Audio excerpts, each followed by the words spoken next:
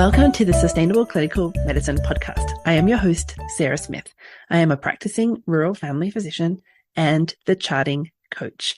This is the podcast for physicians and advanced practice providers who are ready to step back from the busyness of their clinical day to share ideas, question everything, and redesign their clinical day. We are redesigning clinical medicine to create sustainable clinical days and create time for our lives outside of medicine. Join us for discussions with world experts who are helping design sustainable models of clinical medicine and the physicians or clinicians who have discovered or designed sustainable models of clinical medicine for themselves. Hello, everybody, and welcome back. Today we have with us Dr. Ben Reinking, who is going to walk us through his journey in medicine. And welcome. We'll let you introduce yourself. Hi, Sarah. It's so nice to be here. I appreciate you having me on your podcast. Yeah, perfect. So tell us a bit about you and your journey through medicine, and what you do. Yeah. So, oh gosh, where to start? So, I guess I'll start clinically. I'm a pediatric cardiologist. So, I went straight through. So I finished undergrad here in Iowa in the middle of the US and went straight through undergrad to medical school. And like many people probably in medical school, had no idea what I wanted to do, and was one of those people that bounced from rotation to rotation and thought, oh, this is cool. Oh, this is cool. Yeah. And realized that I probably wasn't a surgeon and that I really liked the environment of pediatrics. So that's how I wound up in pediatrics. I found my people, so to speak. And then wound up in pediatric cardiology because I really liked the more intense kind of care. Interesting. Yeah. Cool. And what did you find challenging as you went through any of those aspects of your clinical training? Was there anything that for you kind of came up or as you became an attending? Yeah, great question. I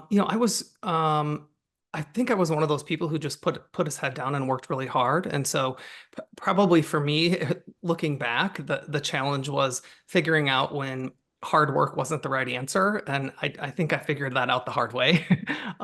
But otherwise, I honestly went through medical school and training and even the early part of my career with blinders on, just thinking working harder is also working smarter, which, as those of us who've been doing this for a while realize it's not the right approach always. Tell us what working harder looked like. So when you say I would just have to push in and work harder and work harder and work harder as you kind of went through each increasingly challenging level of medical training, what did that look like for you? What were you experiencing in your body or in your life? Yeah. I think in training, it worked for the most part because the time frames are relatively short. So you can get through a really difficult 4-week rotation and say, oh, it's going to be better in 4 weeks. And it sort of is, right? It sort of gets a little better when you flip the switch a little bit. And then when I got into my faculty position, and all of a sudden the horizon was infinite. And the thing that I didn't realize that happens is you work a little bit differently when you're done with training, but the amount of work probably increases. And you just have to become more efficient at doing it. And, there's a point where efficiency doesn't work anymore and it's just too much to do. Got it. Tell us what, so you're becoming attending and you're saying the workload is actually bigger. I just have to be more efficient. What did you try? What did you kind of research, look into, put into practice for yourself? Yeah, initially I really I honestly embraced the electronic medical record a little bit. So I was my training straddled the release of the first kind of versions of the electronic medical record. So I started residency when they first came out. And so I think I learned how to just adopt and adapt that technology relatively quickly. And so for me, initially being efficient was just being better at information gathering and things like that, which kind of decreased the amount of time that I spent doing some of the administrative tasks that bog us all down from time to time. Yeah. And I think that the wheels fell off the cart, so to speak, when it wasn't an administrative task issue. It was just the volume of things I had to do. So there was a time in my practice when many of my colleagues left. We just had a big turnover in our multidisciplinary team, and all of a sudden, a team of five went down to a team of three, and the Mhm. amount of work didn't change. And that's not an efficiency issue, then that's a too much to do issue. Yeah. Was there support staff or other people that you were looking at to help you navigate that challenge? Because you're right, when we lose team members, there is increased volume of tasks. Had you had discussions with team members or any other people in your circle about this? Yeah, that's a great question. And honestly, that wasn't an option for me when things really fell apart. So I'm in an academic institution. We don't have control over the amount of support that we have, or who it is. And some of those people also left when the team switched. And so unfortunately, that is a something that I've learned to rely upon now. But at the time when I was really struggling, one, I didn't know how to utilize the people around me, and two, there weren't enough people around me to utilize either. Yeah. Got it. Yeah. Yeah. Do you think that within your training, any of these skills were passed on to you? You know, the leading, the managing the team, the this division of tasks, the how to handle the volume that's coming at you when you're finally an attending and you get there. Oh gosh, great question. Some of it probably was. So I think how to handle increasing volume, I think was sort of uh modeled in my training. So I could see people around me learning how to do it. As you pass from first year resident to senior resident, you sort of learn that a little bit. And I could see some attendings doing that. But in terms of how to work with the team around you, not at all. I think the teams have changed a lot since I've been in practice, and I don't think I ever saw anyone utilizing a multidisciplinary team well in my training. Yeah. Yeah, okay. So tell us what it looked like then for you working in this environment. You lose two team members, you've got increased volume. What are you doing instead of working harder and harder? If you're like, I got to the end of my ability to go harder. Yeah. I started, so I started by going in earlier. So all of a sudden, instead of going in at 7:30, I was going in at 6:30, and then it was 5:45. And then I was staying later, and suddenly it was, 6 p.m., then 7 p.m., and then sometimes 8 p.m. So my day got longer. Hmm. And then all of a sudden I wasn't sleeping. um, and then all of a sudden, like I wasn't very nice. I mean, I'm a pretty laid back guy, and all of a sudden I was a little bit crusty. And it wasn't until someone from the outside said, "Are you okay? Like you don't seem like yourself." That was one of two or three wake up calls that I had before I finally figured out that I need to get some help and do something differently. Mhm. Yeah, yeah. So you had people outside your circle of medicine noticing. What about internally, your other colleagues or other team members? Any of them kind of poking at you too, saying this is a lot? Yeah, yeah. So the those of us who were left were all struggling in the same way, and I think one of the reasons that I was oblivious to it, that how hard I was working and how much I was struggling, was that we didn't have contact with each other. So our team shrank, and we were really working in parallel in sort of these little silos, and I didn't see people during the day like I used to, which was part of the reason that it got harder because I didn't have that community that I had that I relied upon, and which was one of the reasons I stayed in my job to begin with. Yeah. Yeah, that's pretty isolating. And what about sleep? So was it just simply the hours left in the day contributed to not sleeping, or had you had to drop other things that were good for your sleep hygiene? Like what Oh yeah. happened? Yeah, yeah. So I mean I stopped exercising. I love to exercise. I one of my solutions to a hard day is to sweat it out a little bit, and I couldn't sweat it out anymore because I was physically too exhausted, and I didn't have time. And then yeah, I think that contributed to my not sleeping well. And I also had, I think I essentially was having like panic attacks in my sleep. I mean, I kept it together during the day, and I was having nightmares and like waking up, and that was also something that was unusual to me. So I think the struggles were coming out in my sleep when I couldn't consciously suppress them. Yeah, wow. That's hard because you're only given so many hours to sleep, and then the sleep is disturbed and you're having nightmares and you're having panic attacks in your sleep. Like that's pretty phenomenal level of physical crisis going on. Yeah, yeah, it really was. And looking back, it's surprising that I didn't realize that that was going on. My significant other at the time kind of realized like, hey, you're not sleeping very well, and would kind of drop some hints as well. But it's amazing what I guess what I told myself in the moment that, oh, this is normal, this will end. And I was waiting for someone from the outside to sort of save me, and that didn't really happen. Yeah. You said you worked for a big institution. Were they communicating with you that there were solutions coming? Was that part of your kind of end of this is only has to last for a certain amount of time? Oh, yeah, absolutely. I mean, I thought, oh, this is, we'll recruit somebody. They'll be here in 3 months. But again, that was a little bit of a naive, recruitment takes a long time. I mean, it Mhm. takes a long time to find someone and then get them to sign contracts and then onboard them. And so it's not a 3 month process. I know now it's more like a 12 to 18 month process. And so there were people working on it, but it can't happen fast enough when you're in sort of crisis mode. Yeah. So what happened?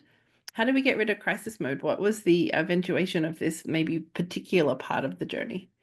Yeah, a good question. So, I finally realized that I needed to get some help when I had set up a debriefing session. So we just had a difficult patient event, and we'll have these debriefing sessions for the whole team. And at the time, I was in charge of our training program, and a couple of the trainees came to me and were like, "We need to talk this out." So we set up a debriefing session, and the people leading sort of this cope or debriefing session said, it's normal to not feel well, to have, challenging emotions that kind of stick with you. It's normal to not sleep well for a day or two. It's normal to have personality changes after a stressful event if those things last for a couple days. But if they last for a couple weeks and they last for a couple months, that is not normal. And for whatever reason, that was sort of the objective information that my brain needed to be like, oh, this is not like I'm not in a good spot. I need to get some help. Great. Okay, so this was coming out of helping others. Correct, Your correct. Yeah. juniors needed help. They said, "Help me," and you said, "Oh, we got these debriefing sessions." Who runs those? Who was the coordinator of this debriefing for you guys? Yeah, we have what's called a COPE team within the hospital. They've been around for a long time. It's run by our chaplain, some social workers, some counselors. It's a whole team of people that are really skilled at leading these sessions. And so Yeah. yeah, it was a great resource. Yeah. Yeah. Okay. So you heard this and you're like, "Ooh." Yeah, and I don't know why that was the thing that I heard and why that stuck with me, but it did. And my next step was to reach out. They have some appointments that you can get in the same day to get some support, and I sat down with that person. And the initial person I sat down with wasn't someone that I clicked with, to be quite honest. I mean, sometimes you sit down with someone and ask for help, and it's just not the right person to ask for help for you. And so there's another person in my community who works just with physicians and healthcare providers. And so I waited and I got in with her. She's a psychiatrist. And I tried all of the things. So I tried therapy, I tried medications. She made me take time off. I essentially went down to 60% and only worked 2 or 3 days a week for a while. And all of those things worked a little bit. So I felt Mhm. a little bit better. But it was clear after a couple of meetings with her that, it wasn't what I needed. In her words, so not in my words. I was impatiently just expecting to be better in a day or two. And um, she asked me to do something interesting, which at the time I was like, this is not going to work. But she said, I just want you to try this. And when you walk into work, I just want you to think of 2 or 3 things that you're grateful for when you walk in the door. And I remember sitting there and thinking that this is the biggest bunch of BS I have ever heard. I have just poured like my heart and soul out over the last several weeks, and I'm struggling. I'm taking time off, and I have to think of something that I'm grateful for when I walk in the door. But at that point, had tried everything I felt like, and so I said, okay, I'll try that. Um, and sure enough, that was the thing that actually got me thinking in a different way over a gradual period of time. And it wasn't like an overnight or a same day thing, but I did gradually notice myself walking in the hospital with just a slightly different mindset. And the thing that I noticed the most was that people were looking in me in the eye again. So they weren't like walking on the other side of the hallway, and I was making eye contact with people. And so it was just that little change that created space for me to realize that there was a way to work through this, and I just needed to figure out what the best steps were for me. Mhm. Why were people walking on the other side of the hallway to you? Was that because they knew you were off on sick leave or because you were cranky and crusty? Like what was going on? No, I mean, I think honestly, I think it's because I was looking down. Like I realized that, I was looking Yeah. down. I was probably like thinking about all of the things that I had to do. I wasn't Yeah. engaging with the people around me. I was in like focus Yeah. mode. Let's get this Yeah. done. Yeah. And it was more that all of a sudden my head was up. And so then Ah, they were probably looking at me the whole time. I just yeah. wasn't looking at them. Yeah. Okay. So this is a really interesting aspect of that increasing isolation that happens as people are more and more in crisis and stressed is they tend to withdraw. And that experience that you're having of like head down, get her done, get out of here as fast as possible. I can't stand being here, or this is too hard, or I can't believe they're making me do this again. I get that. Yes, absolutely. Yeah, yeah. I mean, that was exactly it. In my mind, it was sort of like this is the only way I'm going to get through my days if I just kind of Yeah. plow through and keep to Yeah. myself. And Yes. um, you're right. It was very isolating and honestly lonely at the time. And so Yeah. thinking back, that just compounded the problem.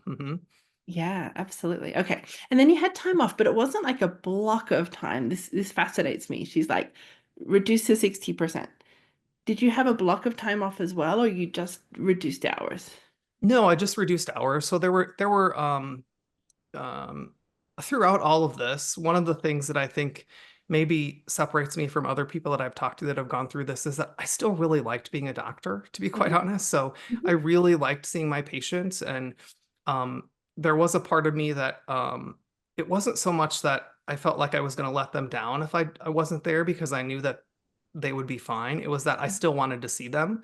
And Mhm. so we just kind of got rid of some of the things that I really didn't want to do and was Mhm. able to keep some of my clinic days and some of the clinical activities that I felt were still sort of bringing me joy and that I still valued. And so that was part of the strategy at the time. Nice. Okay. And then one of the things I hear often from physicians is they want to drop their hours maybe to 0.6, 0.75, whatever it looks like, so they can have some free time. But then the administrative work fills up the rest of the time. So do you feel like you got true days off in this uh, negotiation of hours reduced? Yeah, I mean, this was just for a 6 to 12 week period, and so, but I did, I was able to shut it down where my clinic days were relatively isolated, and some of the other days I read echoes and do things where the work is done when you're done, and so I was able to kind of not have some of that in-basket creep and paperwork creep that I think you have in other areas. That's one nice thing about my specialties. I think it allowed me to do that in a way that people maybe in other areas of medicine would have more difficulties where there are always things coming in all the time. Okay, nice. So 60% equaled some actual physical days off. What else were you doing to look after you? Yeah. I tried a lot of things. So, I started exercising again. I actually, got a personal trainer for someone to hold me accountable so that I couldn't slide back into not doing it. And then joined, a kind of group exercise gym where it was social. Um, I picked up some hobbies. So I've always been a big gardener and I stopped doing that. So it was happened to be springtime. So I planted the garden and did things like that. And, um, reconnected with family. Took some of those days and went to see my folks and my extended family in the area. Yeah. And you said it was 6 to 12 weeks of reduced hours, and then you're back at your full capacity again. What changed? What did you put into place so that that return to full hours might have been more successful? Yeah, great question. Um, there were a couple things. So one, I was always so afraid to say no, and I don't think I'd ever really said no in my professional career. And somehow being away for that period of time, and realizing that it was okay that I was away, that the world didn't fall apart, that all the work got done. Like I actually wasn't as vital to the success of things. Being away actually allowed me to realize that, and I could rely on the team a little bit.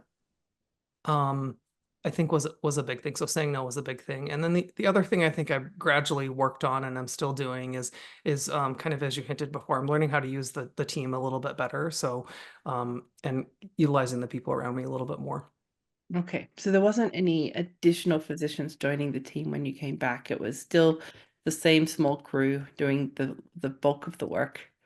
That's right. It was still the same small crew, and we did. Yeah, it turns out that sometimes when someone else struggles and was gone, I mean, other people realize that, hey, I'm not okay either. And so I think as a small group, we also said we can't keep up the volume that we were keeping up when we had a full team, and we were sort of empowered to work as a group to say these are our limits, and Mhm. we don't care about the bottom line, Mhm. so to speak. And fortunately, I think we were in a position where those wearing administrative hats had to listen to us, otherwise they wouldn't have had a team at all at that time. And so it was helpful that we kind of worked as a group in that moment.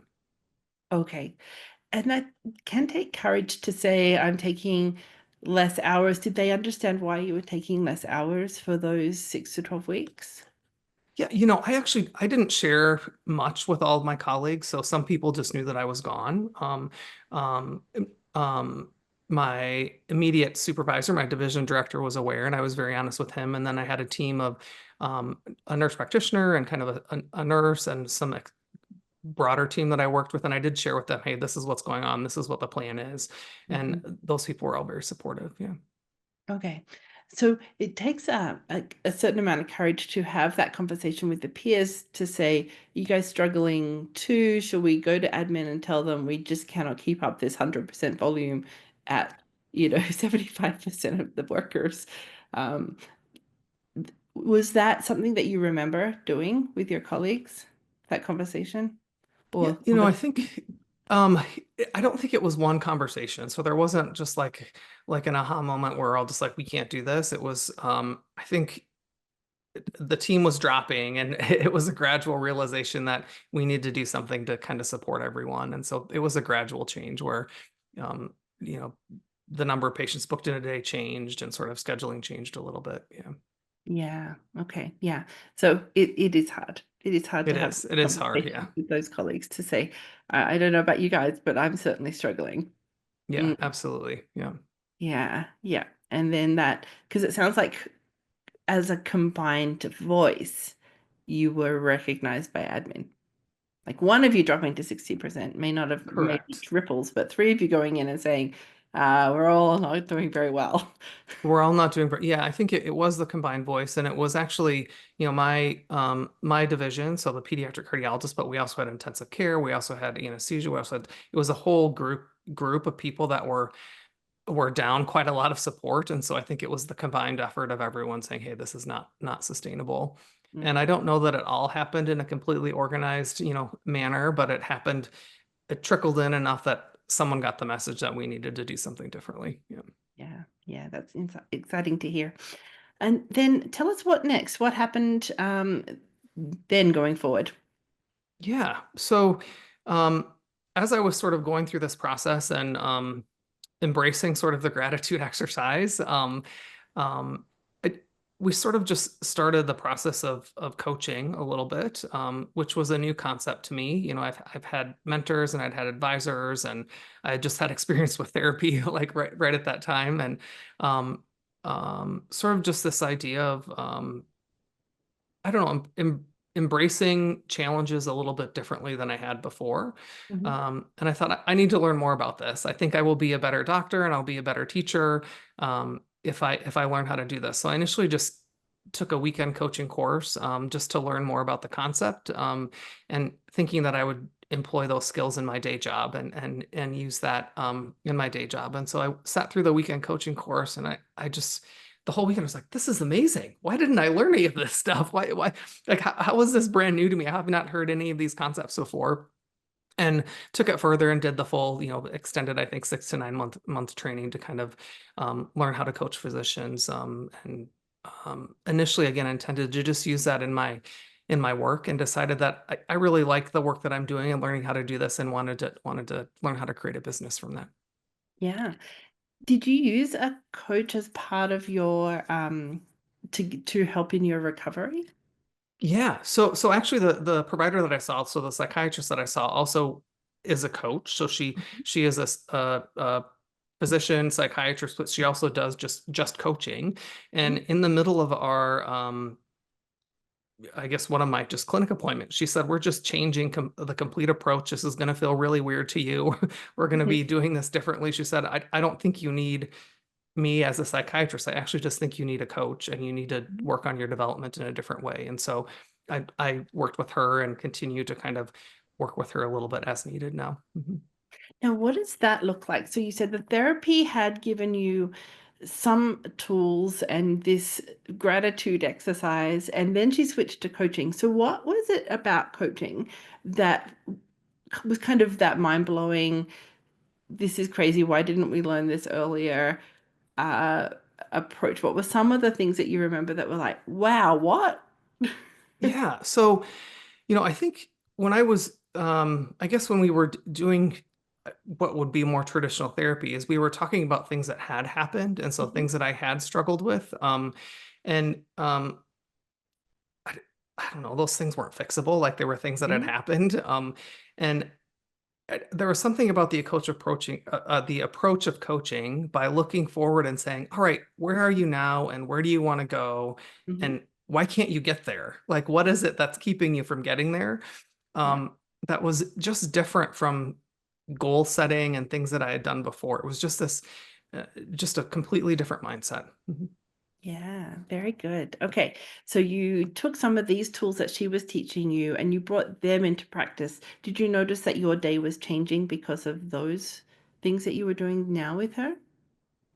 Oh, absolutely. I think one of the things that has changed the most, and that I've seen change in people around me that I've worked with, is my approach to problem solving is a little bit different. And so, um, and it's not so much about finding the always the right solution or fixing things. It's about finding what works for me or finding what works for someone else. And sometimes it may be the same dilemma, but two different solutions or two different paths forward for people to address the same thing, which was again just different than I had thought about things before.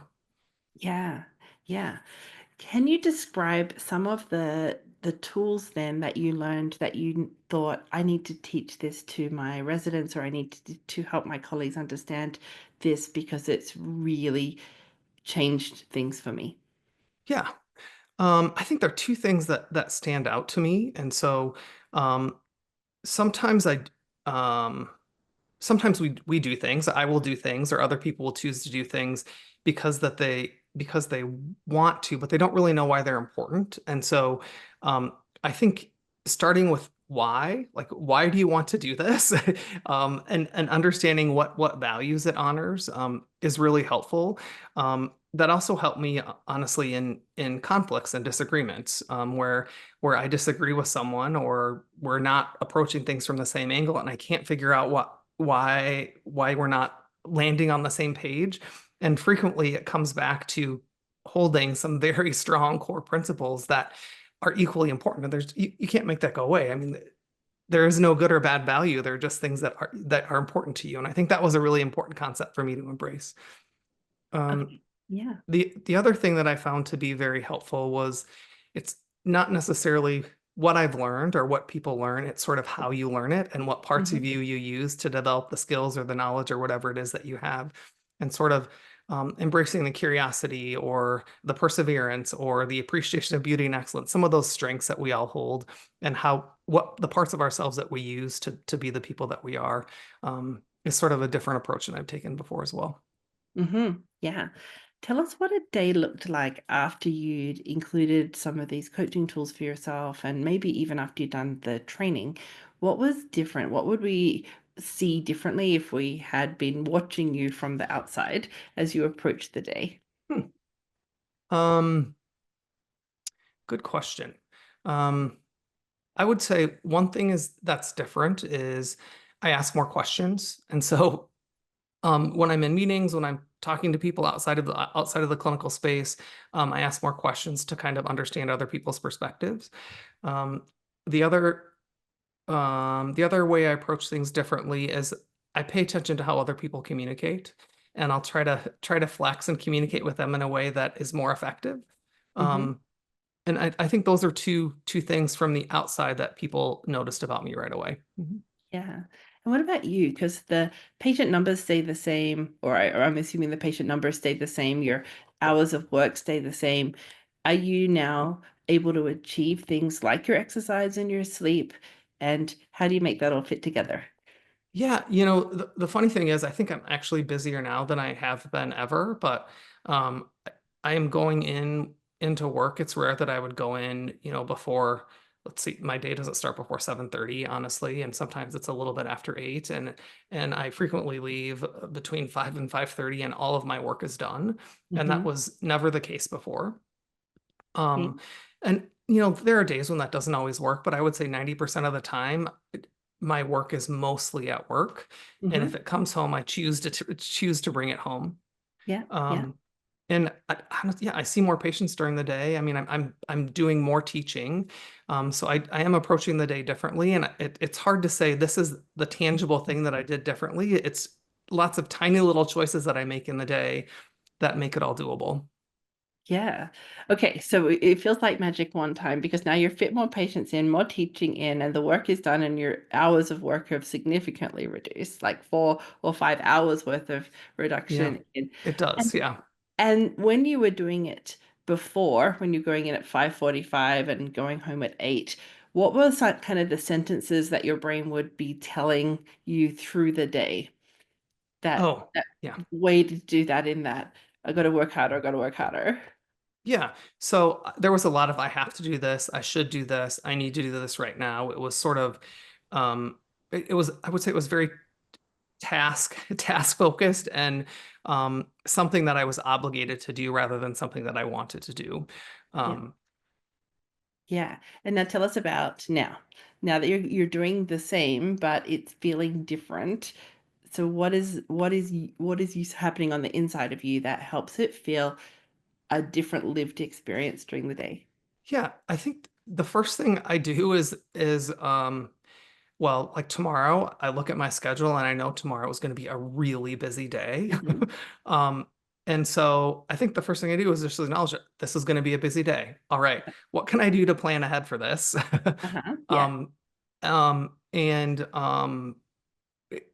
where am I going to fit a break in? Honestly, is the second thing I think. Where am I going to get my 15 minutes to step away so that I can be as productive as I can Yeah. and be as focused as I can to get the work done. And Yeah. so it's just a little bit of a different shift. Mhm. Yeah. So that is very much looking after you within the system that you're working. Do you think you Yeah. considered you before, the getting up at 5:45 and the getting to work and seeing all the things and staying till 8? Were you considered? Did you consider yourself in there? Not at all. Not at all. No. Yeah, that's actually that's a very good insight. Yeah, yeah. I Yeah. I thought about the work and the patients. I never thought about how am I going to take care of myself during that time. Mhm. Beautiful. That's a really important step. Okay, now tell me about when you're inside the encounters. What's different that's getting that work done in real time? So the kind of expectations of patients, expectations of yourself within that environment. Is there anything that you can tangibly tell us that looks different now? Yeah, so I have always been pretty efficient at some of the paperwork and tasky stuff, but the things that tangibly are different is before I would never prep for my clinics. And so the one thing that I spend time is I'll find a half hour to prep my clinic the day before. And so I'll have my notes charted. I'll have an idea of what some of the things that may come up in the visit. So I'll do a little prep work beforehand so that when I enter the room, I can focus on the things that I really like, which is, you know, talking to the little people that are in my exam room and finding out how school's going, and relating to their patients. And so I think in the exam room, I'm doing more of what I enjoy because I spent that little bit of time the day before on the charting. Mhm. The other thing that I've done is, I embrace like the voice recognition software, and we just had an AI scribe that was released, and I'm figuring out how to use all those tools to my benefit, and figuring out how to make my life easier with the technology around me. There you go. So some of the things I heard was, I want to make my life easier. Because when we say to physicians, oh, here's a new tool that could help you, sometimes it's the straw that breaks the camel's back. It's like, stop telling me what to do, stop giving me new Yeah, tasks yeah, to learn. It's like that. Stop it. I'm too busy already. But you're like, no, I want to grasp onto things that make it easier for me. yeah, yeah. Make this And easier. Absolutely. And one of the things I've learned is that's not the solution for every visit and for every Yeah. encounter. And Yeah. and there's some visits where I'm like, I'm just not going to use these things. I'm going to do it the old-fashioned way, the way that they taught me in school, because I know that's going to work better for me and for the patient in that visit. But Mhm. there are other visits where, hey, it cuts down things by 5, 10 minutes and it works really well. So it's definitely not an all or none approach. Mhm. It's adapting to every encounter and every situation to the best that I can. Yeah. And then I heard another thing was there's things about the consultation I enjoy, and I want to find those things about these consultations so that I can enjoy this as I do it. Absolutely. Yeah, yeah. I That's mean, kind of fun, and it it's is fun. available. Yes, and all of that stuff was always there. I was just so focused on all of the other things that, and it's not like the other things are still there too. It's just that it's not my focus during the day, right? It's doing the things that I enjoy, and somehow it just makes the other things a little bit better. Yeah, okay, good, good. What about you have some ideas for those physicians who are in the middle of the crazy, the overworked, the not enough staff, not enough physicians, not enough. Some ideas for them in regards to considerations if we wanted to try and make this better. Yeah, yeah. Um, I think um, probably the best thing looking back, and again from working with people, is to just stop for a minute. So to just stop, I think that's really probably the impact of sitting in that room and having someone, say those words that made me realize, oh, this is not normal. I think you just need to be still for a moment and just sit and think and check how you feel. So it's okay to stop and take a breath, and then the next step should be, checking in with how you're feeling. So I think step one is just it's okay to stop for a second. Yeah, yeah. What about choices through the day? So those daily choices that you're now making that Mhm. make sense and make your day better. Tell me how you teach that to your learners or residents. What is it that's different about how you're now mentoring? Yeah, great question. I think one of the biggest struggles that I had, and that other people that I've worked with have, and the students and people that I work with have, is that we got into medicine because we knew it was hard. One of the reasons that people get into medicine, we know it's going to be challenging, and just because it's challenging doesn't mean that it has to be miserable. And in fact, some people want the challenge and they don't want anyone to say medicine's never going to be easy, and people don't want to hear that it will be. But it's not about making it easy; it's about making it fun. And so, part of that process is just looking at the things that you do during the day, and that little voice inside of your head that says, I have to do this or I should do this. And just question that voice and say, is that true? Is that an actual law of nature that that is obligating you to do something, or is that some expectation that you have of yourself? And in my experience and watching other people go through this, most of the time it's a false expectation in your head. And then it's figuring out a different choice. So a really simple one that I realize makes a big difference in my day, for example, is choosing to eat lunch away from my computer and just step outside of the clinic area for 15 minutes. And it sounds like a little thing, and it is honestly a little thing. It doesn't add any extra time to my day, but it completely changes my mind, just my mindset. And when I walk back into the clinic, I'm just a little bit better than I was the 15 minutes before. I love that because you do hear physicians say, I don't have time to stop for lunch. I don't have time to, leave my computer. I don't have the time to, they feel trapped. Yes, yeah, yeah. Trapped about their day. And that, listen, I am going to go away from my desk for 15 minutes and no one will be more negative because of it. Yeah, exactly. I mean, your inbox isn't going to care if you're gone for 15 minutes. You can even leave your phone or we have Epic Alert on our phones now. I leave my phone by the desk when I step away for 15 minutes, and it's fine. Yeah, yeah. Tell us about those skill gaps that you notice about your graduates that are coming through that, or even what you notice that you could have used a lot of years earlier. Yeah, yeah. Medical training does a great job of teaching us the things that we need to know and the things that we need to do. So we leave medical school with this broad base of knowledge, and then you leave residency or fellowship with this huge skill set so that you can take care of people. And then you get out, and how you work in the healthcare system is completely different. And you know, learning how to lead a team, learning how to communicate effectively with people, especially people that communicate differently than you do. And if you're someone who tends to be an internalizer like I am, and maybe a little bit on the quieter side, that communication piece is especially key. And then we spend a lot of time learning how to deal with difficult emotions with patients. But how much training did you have learning how to support your colleagues, or learning how to support yourself during a time of crisis when things were hard for the healthcare team too? And I bet the answer is not very much. And so those are all the skills that really allow us to get through our day. And the clinical skills really are on autopilot by the time we get out of training. And those were the things that I had to learn the hard way. Yeah. Yeah, yeah. How do people find you if they're looking to connect or learn more about what you do and what you've learned? Yeah. So I've got my website, thedevelopingdoctor.com, where I try to post weekly blogs, and there's information about my coaching business. And I'm also on LinkedIn and social media. Perfect. Okay. And then tell us about self-care. What does self-care look like? Because you're going to have challenging patients, you're going to have challenging weeks, you're going to be busy. What do you do now that helps to maintain you as well within the system and create that sustainability? Yeah.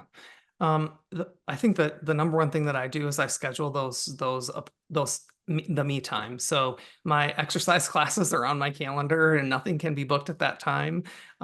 We have standing sort of family Sunday dinner now, where we have time where it's family time, and that no one else sort of schedules that. And so I'm a little more intentional about that time and treat it as I would, work or anything else. It gets priority just like everything else does. That sort of was step number one. Yeah. Yeah. Yeah. And you said that you still have your coaches, your whatever the tools are that you need about your day to keep you well. Absolutely. So, I rely on my colleagues a lot. And so that was one thing I learned through that experience is medicine is lonely even in the best of times. I think sometimes, you feel like you're making these decisions in isolation. And so when I really didn't have many people around me, I learned how much I value them. And I make it a point to stop in people's offices a little more than I used to. Or when I take that 15-minute lunch break to see like, hey, do you want to go grab some lunch with me? And so a little more intentional about building the community around me. Yeah, that sounds wonderful. That community spirit within medicine, within our teams, whatever that looks like, without it negatively impacting your day. In fact, it sounds like it increases the value of your day. Absolutely. Mm-hmm. Yeah. Well, thank you for this conversation. We really value you being here and helping us understand a bit more of your journey and challenges and your options for that recovery. Yeah, it's a pleasure sharing it. It's something that I don't think anyone likes to talk about when they struggle, but I think the more I share it, the easier it becomes, and hopefully people benefit from it. Totally. I think we all have a story of crisis and overworked and not sleeping well enough and not looking after ourselves. I think all of us in Absolutely. medicine have that. Like you say, sometimes it's a 4-week rotation. I can handle this. I can push in and do it. But hearing that we can create something different about our day is important. So thank you. Agreed. Yeah. Thank you. All right. Thanks, everybody. See you next time. Thank you for being part of the Sustainable Clinical Medicine podcast. If you'd like to learn more or join us to help you get home with today's work done, go to chartingcoach.ca. There you'll find all the information on the premier Lifetime Access Charting Champions program that is helping physicians get home with today's work done, with all the proven tools, support, and community you need to create time for your life outside of medicine. We would love to see you there. Until next time, thanks for listening.